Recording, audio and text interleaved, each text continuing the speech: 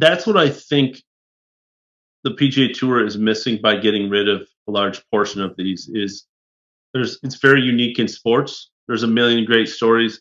We'll talk about some of my favorites later, but I'll use one that kind of drives home why I love Monday Qualifiers. I'm only going to talk about Australian guys, I guess. Ted Belkin is a guy who was a pizza store manager and an assistant pro, living in Texas. So an Aussie guy living in Texas.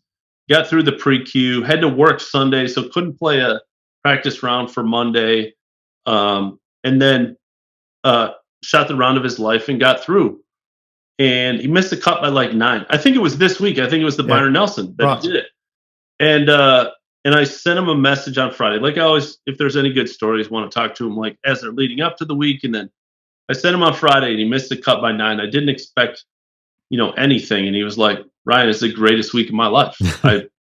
He played a practice round with Sendin and like Alvaro Quiros and he was like, I know that I'm probably never going to be good enough to play professional golf. And I walked the same fairways as some of the best players in the world, got to play with some of my heroes that I grew up watching on TV. It's the greatest thing ever. And I was like, whoa, it like really drove home.